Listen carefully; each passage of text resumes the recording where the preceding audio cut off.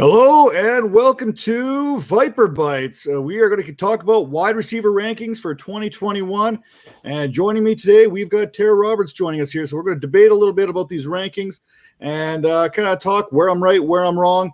And more often than not, I'm wrong. So without ado, what do you got to say here so far? What do you think? You've kind of already perused them a little bit. Or is there anything that kind of jumps out at you right away?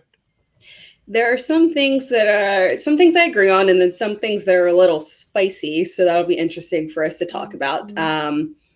Your CD ranking was a little higher than me, but overall, it's a good list. We'll talk it out. Absolutely. And the thing is, when you put new players into your top 15 when it comes to rankings, that means players got to take a step out. Just to kind of give everyone a little bit of an idea about last year, Juju Smith-Schuster somehow in PPR was the wide receiver 16. And then you want to get a little bit deeper. Guys who did not make it, spoiler alert, Tyler Lockett's not going to be in my top 15. Neither is Amari Cooper, and neither is Adam Thielen, just so you keep that aware. And we want to get into this right away because we want to try and get this done in 30 minutes or less. And let's go. We want to talk about consistency in fantasy football. Is there anyone more consistent than Mike Evans of the Tampa Bay Buccaneers? We're talking about a player who finished last year as the wide receiver 11, I believe. And then all he's done is gone 7 straight years of 1,000+ yards. Now, we could argue all we want about which Mike Evans we think we're going to get in 2021. Is it the guy we're kind of seeing on that decline? 1,006 yards was his lowest of his career. He barely got into the 1,000-yard club last year. And that's with Chris Godwin only playing 9 games. Now, for me, I still think Mike Evans, I think he's going to have an 8th straight 1,000-yard season. What say you?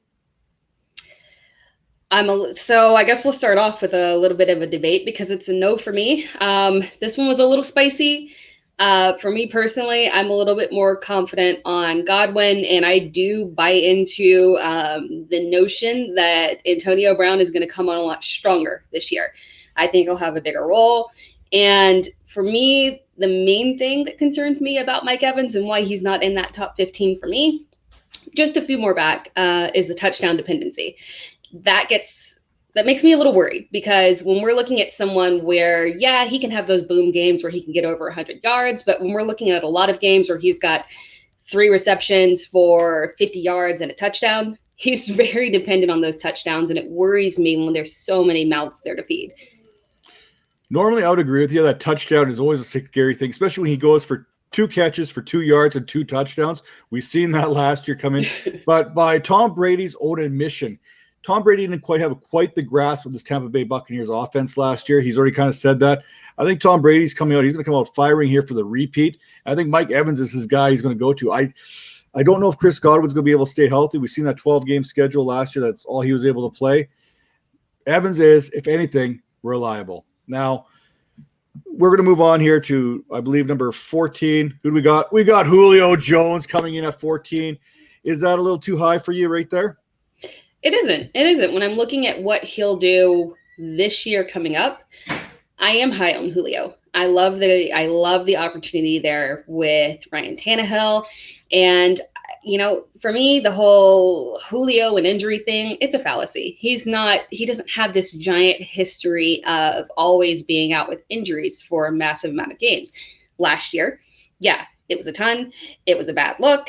It took away a lot from him being able to get onto the field. But, I know that age is a concern, but in my opinion, I think that there's a good chance that the Titans will be able to manage his health a little bit better this year. He'll see a good, consistent amount of time on the field. And if we see that same Julio, because we know, it's just, if Julio's on the field, he is Julio. There's no stopping that. So that's the only concern for me is the injury. And I think he'll be able to overcome that. And it's not a big issue. Well, the thing with Julio is if we look at his numbers from last year with the Atlanta Falcons, I believe he was 16.2 points per game last year, which would have put him at wide receiver 14, right where we've got him slated in. Going back to 2019, if you want to get a little bit more involved here, you're looking at a guy who basically had his lowest output of his career, 1,364 yards. 1,300 yards being his lowest of his career. Yeah. And that's only 1 year removed. Like, if anything, I think we might have Julio too low here at 14. I just did the show here the other day, teammates edition. I love Julio. You're getting him in the 4th, maybe even the 5th round in drafts right now. A.J. Brown's going in that top of the 2nd, middle of the 2nd, somewhere in there. You're getting more value out of Julio Jones here. The thing I don't think you can take for granted is Corey Davis is vacating 92 targets last year. He had 65 receptions, 984 yards or 964 yards. He also chipped in with 5 touchdowns. I think Julio could easily repeat that, if not outdo that, especially with the efficiency of one Ryan Tannehill. And now let's be honest, Derrick Henry is going to see a lot less in the box because they got Julio and A.J. Brown. As much as I love myself some Corey Davis, he ain't no Julio Jones. And there's going to be some respect. You can't double one or the other. You know what I mean? You're not going to be able to shift a safety over to one side.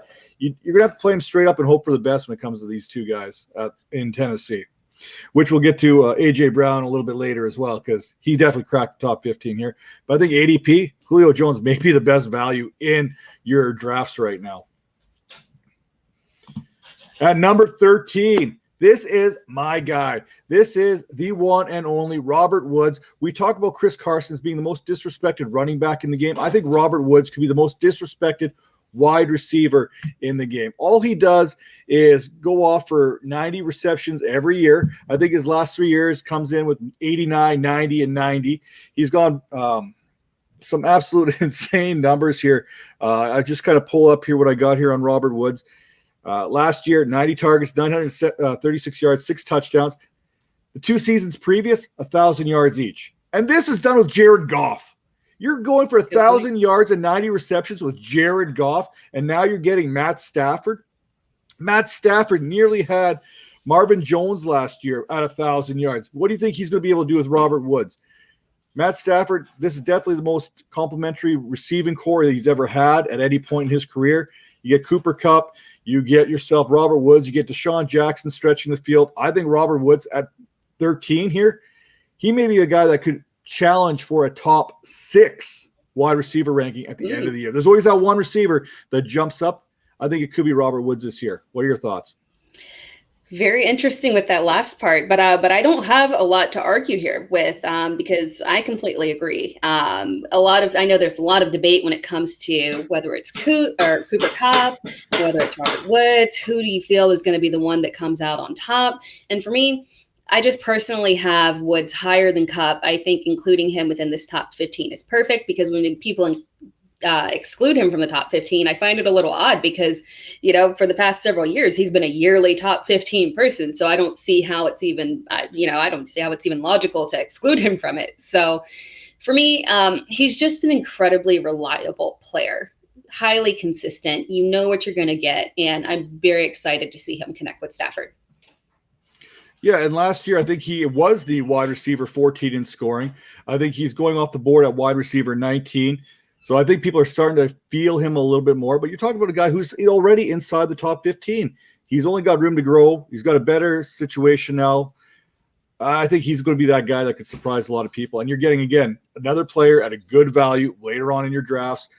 He's a guy, look at this, wide receiver 13. That is borderline a wide receiver 1. And you're probably getting him as a late wide receiver 2, maybe even a wide receiver 3 in your league. So exactly, I think it's about time we put some respect on Mr. Robert Woods' name. I'm going to be leading this hype train all season long because he's my guy. I'm planting that flag. Nice. I don't know what I just did. I think I just got rid of everyone there. So let's see if I can bring everyone. There we go. Okay, we're good. Everyone's good. My screen went dark. I'm trying to run my PowerPoint here. But here we go. A.J. Brown at number 12. Everything's back to life. We're talking to A.J. Brown. He's got a better situation as well. Will he see the same amount of targets with Julio there? Probably not. You're going to see probably a little bit of a regression in the targets. But the thing with Tennessee is they're very efficient in how they distribute the ball. You talk about a guy last year, A.J. Brown. I can't quite pull up his stats here. I don't know if you got them right in front of you. Everything kind of went blank on me here. But with A.J. Brown, he was the wide receiver 8 last year, or he's going off at wide receiver 8, had 106 targets, 70 receptions, 1,075 yards, 11 touchdowns. His catch rate was a little bit lower. It's about 66%. But again, I think he sees pretty similar numbers there. Again, the key there is the efficiency. Talking guy, 106 targets, 70 receptions. I think you're still going to look at that in that same 100 targets type area. I think you're still going to see 70 to 80 receptions come out of him, and he may be able to get a little bit more loose in the secondary now with Julio on the other side. So I think where we've got him now, we kind of mentioned we got Julio at 14. I got A.J. Brown at 12. The difference in two spots and compared to where you're seeing him ADP, that's going to blow my mind here. I love A.J. Brown, but right now he's coming in at number 12 for me. What do you think? What's your outlook on Brown? See, here's where we big time disagree. I'm a huge AJ Brown person. And for me, I have him a lot higher. I love him. I love the talent. And, you talked about this when you mentioned, when we talked about Julio. I know people like to say, oh, vacated targets, but you got to consider it. There were about 200 vacated targets. I know we think about just Corey Davis, but it's not just Corey Davis. Adam Humphries left for Washington. You had Johnny Smith heading over to England. There's a lot of room for Julio to be able to come in, still get his, and not actually take away from A.J. Brown. And when you look at those numbers from last year, the thing that you have to remember is he played through an injury. So there were several games that he was out, but then even when he was on the field for, maybe 4 or 5 of those, he was still playing through the actual injury. And when he was out there trying to manage it, Tennessee tends to be pretty good about being able to get their players on the field through injury and not have them have any significant damage. So when you consider that and what he was able to do and what he'll be able to do this year, playing healthy, you mentioned the attention that Julio will get as well.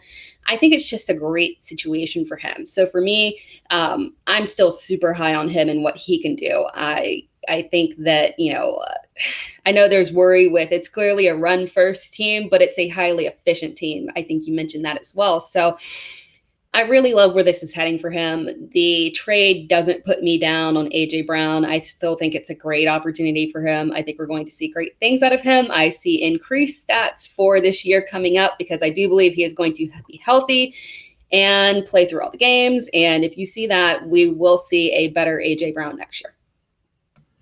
I think we can both agree. Anthony Ferkster is the guy who benefits the most when it's all said and done here with all these vacated targets. I just love throwing the term vacated targets out there because, let's be honest, it really doesn't mean a whole heck of a lot. But last year, A.J. Brown was the wide receiver 12, 247.5 points in PPR. That's with Corey Davis. I think that's where I've got him slotted in a good spot there now with Julio. But like I said, I don't think you can go wrong with anyone here that we're talking about. So, there we go. Number 11. Now, this one might be the spicy one here because I know there's a lot of Calvin Ridley stands out there. I know they're like, well, what's going on? Well, guess what? Julio's not there. Now, we know that this can go either way. You can argue that Julio's not there, so there's more targets. You're the man. But here's the thing. You are the man. And we've seen this when Antonio Brown left and Juju had that mantle and it just came crumbling down. Now, I don't put Calvin Ridley in the same thing as Juju. Don't get me wrong there because we've already seen that Calvin Ridley can do the job when Julio doesn't play. We had that good opportunity last year. Those 9 games that Julio played meant there was a lot that he didn't. Calvin Ridley came in. He stepped up. 90 receptions, 1,374 yards, 9 touchdowns, 143 targets. I don't think you're going to see Russell Gage step in and take those targets away from him. I don't think you're going to see Kyle Pitts cut too much into that target share. He was wide receiver 5 last year, and that's where I think I'm going to get a little bit of flack on here, dropping him down to 11 because he did score 281 points last year, and he's currently going around wide receiver 7 as he finished the wide receiver 5. So put me on blast here. Yeah, I'm going to, Matt. I'm sorry. I am a Ridley truther. So for me, God, let me pull up my rankings. I wish I had it. For Ridley he's my number 3, honestly. I'm very high on him, very bullish. His production, I wanted to pull it up so we can, walk through it exactly. His production without Julio on the field, I am not fearful at all because he was insane when Julio was injured. We're talking about multiple games, over 100 yards repeatedly, as high as 160. I am just so high on his potential. I think he'll be great. Unfortunately, a lot of other people think he'll be great. So, you're not going to get any kind of, people thinking that you're going to be able to get him for good value on his ADP, you're going to have to get him. But Pitts is going to come in there, and Pitts is going to, I think Pitts will have a good year, but I don't think it's anything that is going to stop Ridley from being a top 5 receiver. I don't know why we give Ridley flack for this when we don't do the same thing with Tyreek and Kelsey. I know where Tyreek is on this list. I know that nobody says that, Tyreek is pushed down because of Travis Kelsey. So in my opinion, there's no reason that we need to discount Ridley from being a top 5 receiver for me, especially when you consider I do like Russell Gage just because of what he did last year when Julio was off the field as well. He'll be someone that will have, a nice steady floor you can rely on, but that'll be it from that perspective. Olamide, can't say his last name, but he will be the number 3 receiver, and it's not something that's going to be incredibly relevant in my opinion. It will be Ridley, Pitts, and then you'll see a little bit from Gage, but the production at the top 2, particularly with Ridley, is that one is going to be insane. I think, he's going to be a top 3 receiver. Yeah, and you know what? I could see this going either way. I could see this definitely coming back and to bite me here a little bit later because of where I have him. But I wouldn't be surprised if he does kind of drop here this year too. Everyone's scheming towards you. You are the guy that they are scheming towards now. All the attention's on you. Matt Ryan's another year older. There is zero in the run. There wasn't anything in the run game last year, but there's no respect for the run game in Atlanta right now. So I could see every team putting all their attention on Calvin Ridley this year. And until a guy like Russell Gage can step up, or Olamide Zacchaeus there, he steps up, I don't see how this is going to help. I think we're going to see a lot of 12 personnel. I think you're going to see Hayden Hurst and Kyle Pitts on the field at the same time with him. And we'll see how it all shakes out when it's all said and done. But he's definitely a guy that I wouldn't be shocked if he finishes his top 3, top 5 again, but I see a little bit of a decline there when we talk about Calvin Ridley and 9 touchdowns. So we'll move along here to number 10. And this is another guy that people need to start putting a little bit of respect on Allen Robinson's name. He's another one of those guys I absolutely love. Wide receiver 9 in scoring last year, 262.9 points. He had 151 targets from Mitch Trubisky. Now, let's put this in perspective. 151 targets from Mitch Trubisky, and was still able to catch 102 of them. You know how good you have to be to catch 102 passes from Mitch Trubisky? You have to be a top 10 wide receiver to do that. Then he went off and put on 1,250 yards, 6 touchdowns. Now, the reason maybe he was only a wide receiver 9 in scoring is that 6 touchdown output that he had last year, and that's probably on Mitch Trubisky. Now, whether you like Andy Dalton or you hate Andy Dalton is an upgrade on Mitchell Trubisky, no matter how you want to look at it. And on the flip side, if Justin Fields is the quarterback, then you know that that's definitely an upgrade on Mitch Trubisky there. I don't know how that camp battle is going to shape out between the Red Rifle and the youngster out of Ohio State, but I think, and I've kind of talked about this, I think Justin Fields is going to get that first start. I think Andy Dalton's going to get that first start of the season, because I don't think they're going to want to put Justin Fields out there with Aaron Donald first game of his career. Probably something they might hold back on. Plus, it's Andy Dalton prime time. So if Andy Dalton fails on prime time, wink, hint, hint, wink, wink, he always does, then you've got a perfectly good excuse to slide the rookie in there. Hey, we gave the veteran an opportunity. We told him he'd be the starter. So we're saving face there. But now it's the rookie's time because Andy Dalton couldn't get it done in prime time. And then on the other side, Darnell Mooney, his emergence opposite of Allen Robinson is going to free up so many things for Allen Robinson. Cole Kmet, second year coming in.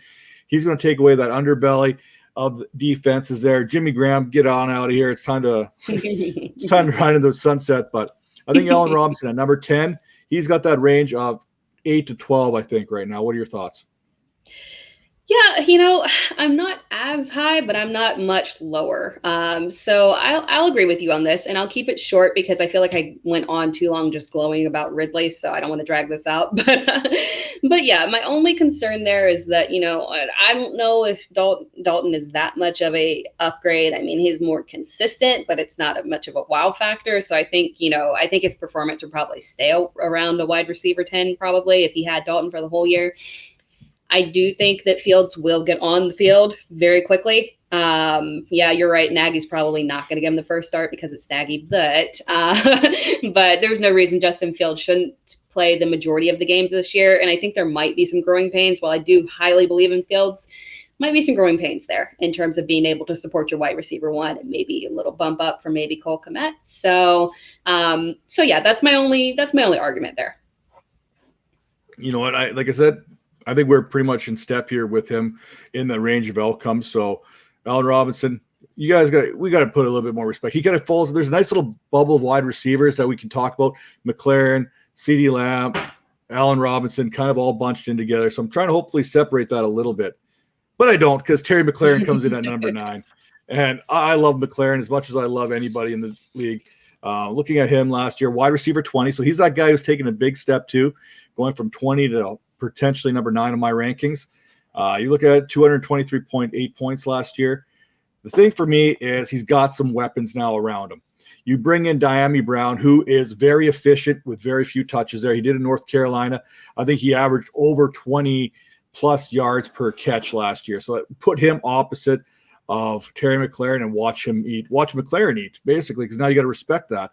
And then you got the Curtis Samuel factor in there. Logan Thomas was basically the only other guy that the Washington Football Club had last year. Now Terry McLaurin has some help opposite. Not to take the targets away, but now you got to put a little bit of respect elsewhere on the field, which should open some things up with Terry McLaurin. I was talking with Scott Barrett there of Fantasy Points last night or the other night, and we basically talked about the Steelers game with Washington and how the Steelers literally double-teamed him with bracket coverage all game long. Now, they were definitely putting some respect on Terry McLaurin's name, and not much anywhere else. So I think now bringing in some more reliable targets, plus Ryan Fitzpatrick is there. You know he's going to try and throw a ball into the tight holes. What do you think there? I love this. I love the ranking. It's right around there with mine. I'm a huge Terry McLaurin fan, and I'm a huge Ryan Fitzpatrick fan because I love me nothing more than a gunslinger. I mean, I'm a Green Bay Packers fan, so of course. But for me, I'm so excited for this opportunity for him. When you look at somebody who you mentioned is a top 20 receiver with legitimately no quarterback, I mean, let's just go on and say it. I mean, come on. We'll say it. Yep. Yeah. I mean, and you throw him out there with somebody who can actually sling the ball. It's going to be beautiful. The weapons, I completely agree. The addition of them, I know some people are like, oh, it's going to take targets away. It's not. It's going to be great for him because there was literally no one, like you said, other than Logan Thomas. So I've got no arguments here. He's one of my favorite players, and this is going to be wonderful. Top 10 makes sense. He could possibly do more. I'm very excited for him. Now, we talk about receivers who get disrespected all the time. I feel like Keenan Allen is one of those receivers that gets hate for whatever reason. All he does is be consistent throughout his entire career.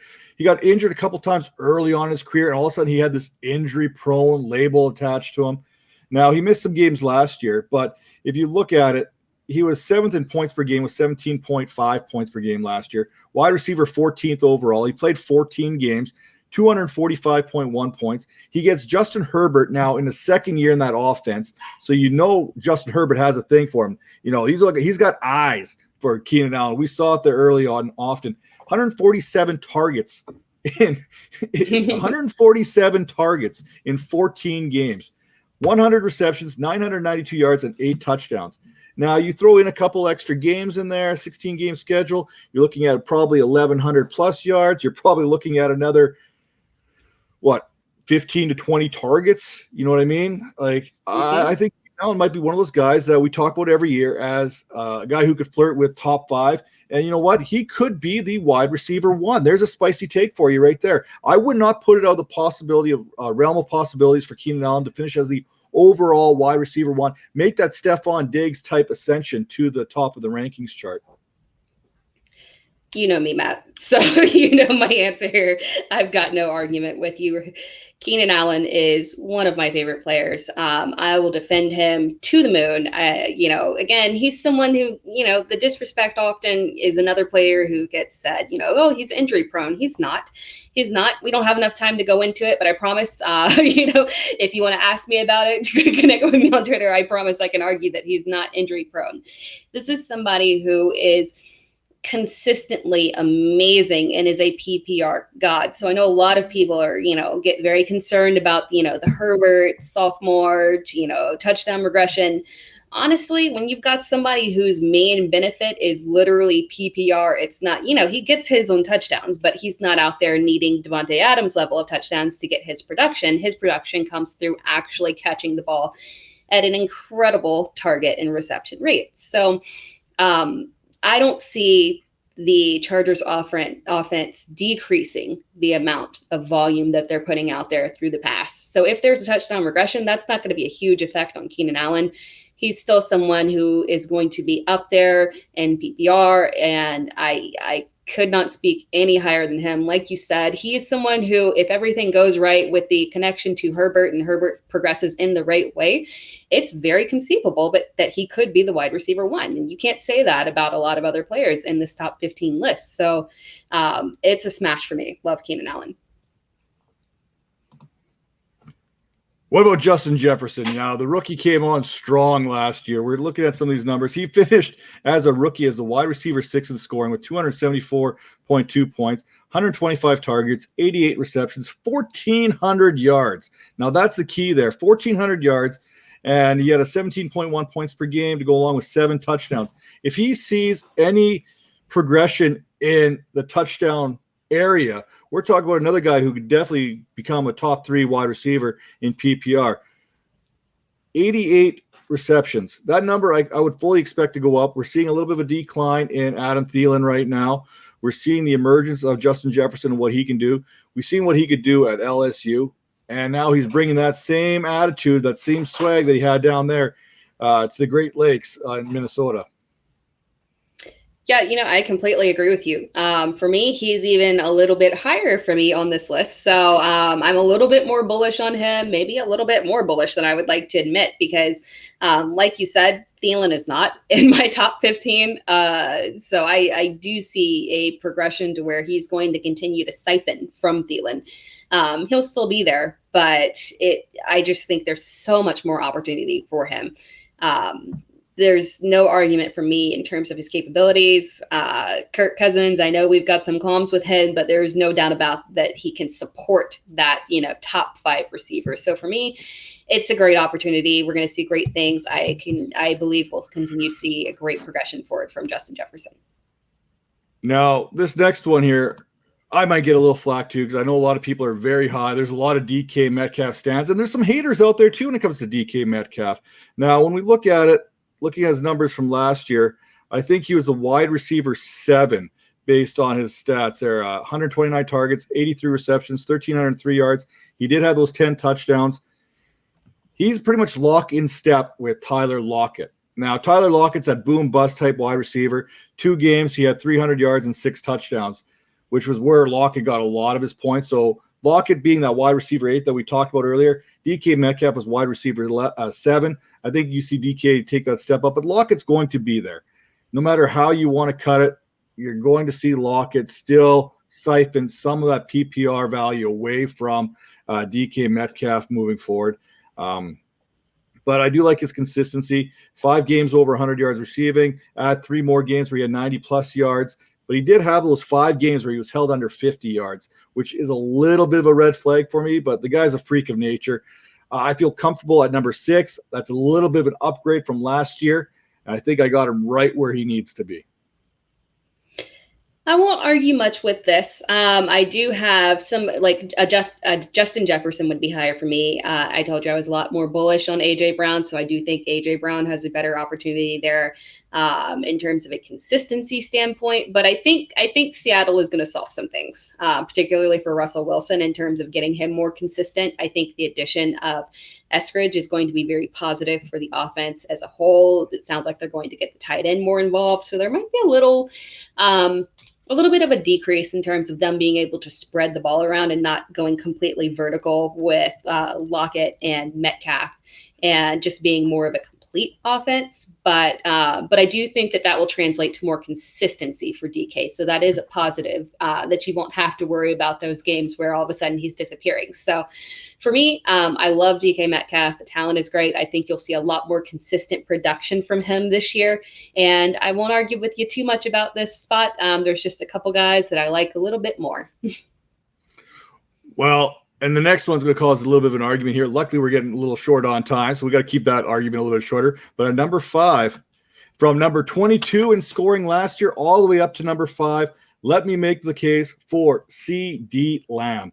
Last year, 217.7 points, 111 targets, 74 receptions, 935 yards, 5 touchdowns. Last year, Amari Cooper was the wide receiver 15. Factor in Dak is back. Now, with Dak in 5 games last year, CeeDee Lamb had 40 targets, 433 yards, and 2 touchdowns. Now we could project all we want. And okay, 5, now it's times all those numbers by 3. So now we're taking 500 or 400 times 3 is now a comfortable 1,200. So say 1,300 yards. Now let's add 6 touchdowns, 7 touchdowns to that. I don't. If you have a 1,300 yard, 7 touchdown season, and you're coming on strong like CeeDee Lamb is, and Dak is back. Dak, like I said, 9 touchdowns, 1,856 yards in those 5 games. I don't think that CeeDee Lamb is a big reach here at number 5. I know lots of people will argue against it, so to speak, because it does seem high. You talk about the top 5 receivers, and I'm sliding CeeDee Lamb in there. But you know what? Justin Jefferson was flirting with wide receiver 5 as a rookie. Why can't CeeDee Lamb do it as a second-year player? So I will argue a little bit. I will keep it shorter. You're higher on him than I am, and for me, it's just the sheer amount of mouths that you have to feed in that offense. And I do have confidence that Dak can feed them all. He's mine and everybody else's comeback player of the year. But long term, yes, CeeDee Lamb, very top of the list. But for 2021, I'm a little bit more of like, hey, he's a top 10 guy, maybe a number 10 guy. I'm not so sure about that top 5 thing. It concerns me a little because I still believe in Amari Cooper. Gallup will sneak in there and get his.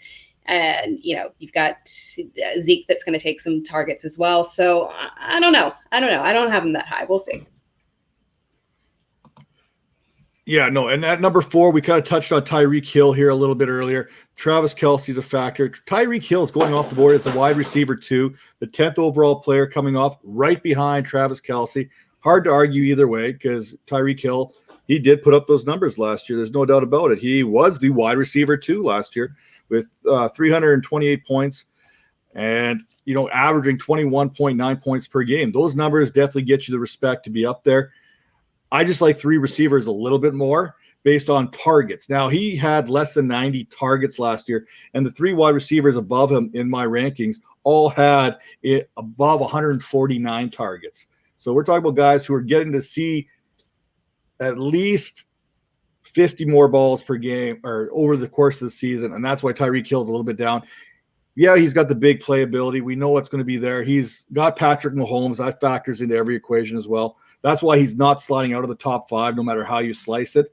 But he does have a little bit of a history of some hamstring and stuff like that. And when you're a speed kind of guy and you tweak something that could limit you for a game here and there, even though he might not miss a game, a lot of time when we talk about being injured, you could play through injuries, but it's going to affect how you play. You mentioned A.J. Brown a little bit earlier. Tyreek Hill kind of falls in that same category, in my opinion, and that's why he's at 4 and he's not any higher. But that's basically because I like 3 receivers more based on that opportunity that they're going to see.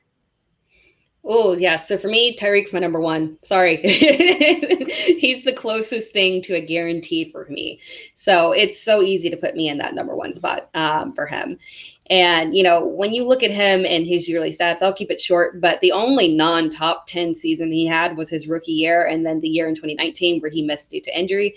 And it was, probably would have been more of a top 10 year instead of leaning towards that number 2 or number 1 spot. But for someone who can consistently hit that 1-2 spot over and over again, who's always in the top 10, it's such a guarantee. When I'm looking in the draft, that's my guy. That's it for number 1 if I can get him. So you got him clearly ahead of my number 3 guy, yes. DeAndre Hopkins.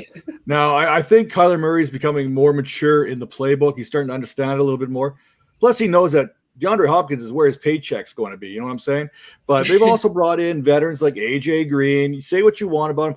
There's lots of good news coming out of camp about what he's been doing. If A.J. Green can stay healthy, that is exactly the type of wide receiver that is going to pull some coverage away from DeAndre Hopkins. It doesn't matter. He's still going to catch a ball over three players. I don't want to single any team out in particular, but, we're looking at 160 targets last year, 115 receptions, 160 targets was second in the league last year behind a guy we're talking about later who I got even higher than Hopkins.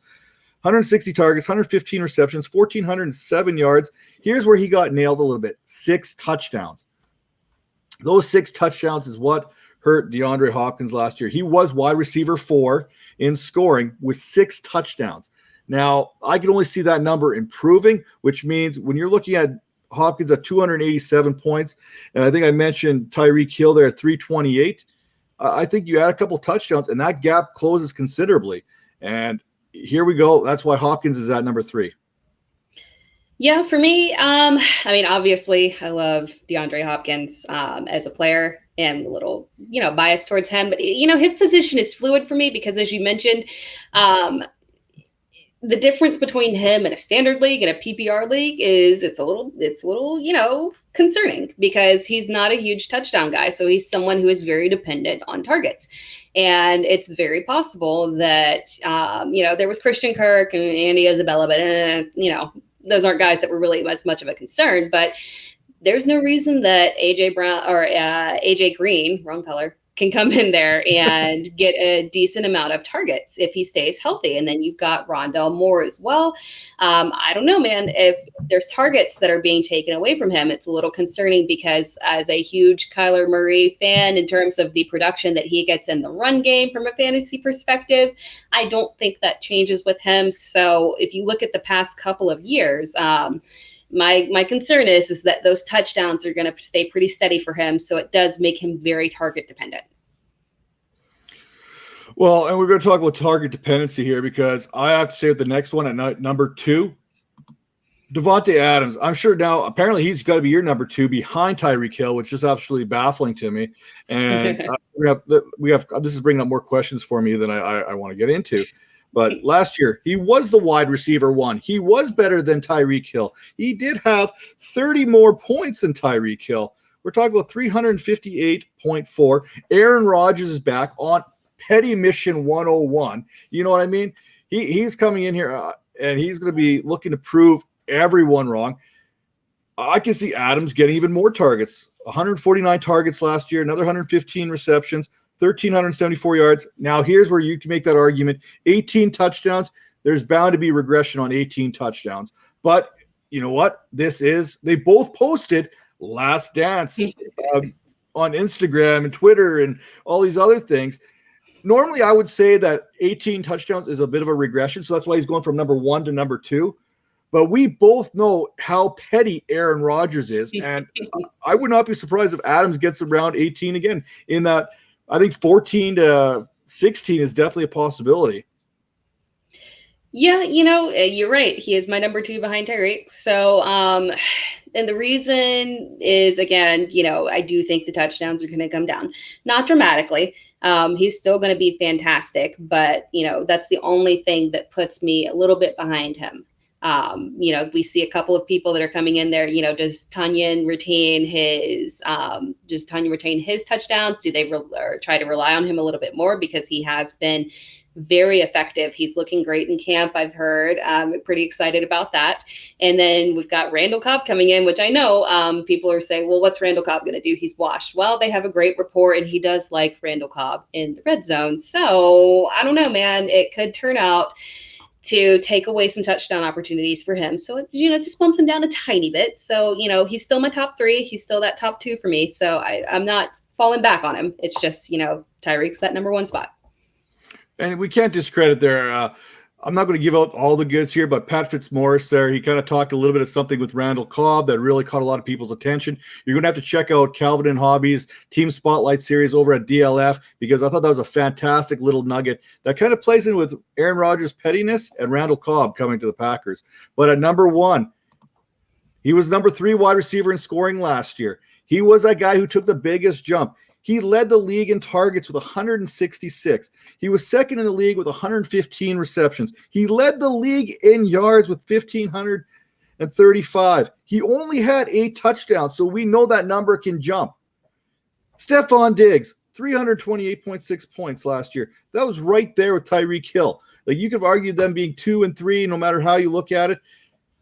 8 touchdowns. He was only 20 points, like we said, behind, or 30 points behind Davante Adams with 10 less touchdowns.